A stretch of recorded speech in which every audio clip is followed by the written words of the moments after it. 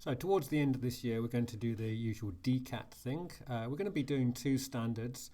We're only looking at one of them right now. The two standards, 91898, 91899. 91898 is the one we're looking at here, demonstrate understanding of a computer science concept. 91899 we'll look at when we're developing a Python program, because it's presented a summary of developing that Python program. For 91898, there are three topics we can choose from. I have made the decision that we're going to go with computer security this year. These other topics will be available in the exam paper. I'm not going to teach them, so you should be doing computer security. This is last year's exam paper, which they have posted on the NZQA website. And you can see they've got the three topics. So there's the good news is they did computer security last year. So we have some sample questions to look at that will be typically not exactly the same, but of a very similar nature this year. So let's just go through them because it will give you an idea of the kind of thinking you're going to have and the kind of knowledge you're going to need. So this is the introduction. I would have thought that mostly we're going to be working with our school, my school.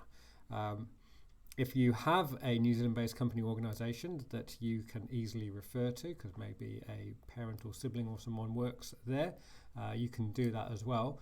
My thought for most of you will be much easier to relate to what happens in this school. Two examples of the way computer security is used by this organisation. Well, there's loads of examples in the school. You know, we do email, we have Google Classroom, we have network drives that only some people can access, etc., etc. And what do these uses of computer security enable us to do?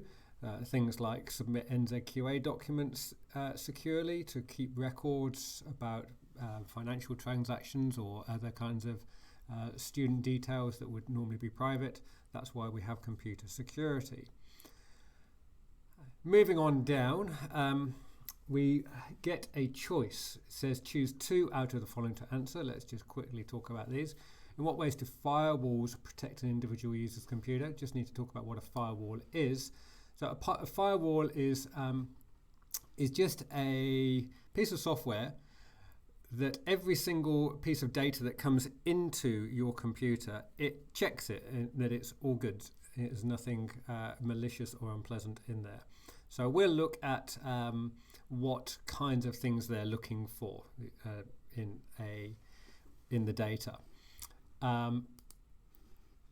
What methods do hackers use to get malware onto an individual user's computer? That's probably one of the most interesting topics in this particular section, in fact in the whole paper, because you can talk about how they use social engineering or to get people to download things, or they can use security vulnerabilities or whatever. And that leads into the third question, advise to regularly update operating system applications. So we'll have a little look at what kind of vulnerabilities you get in that case.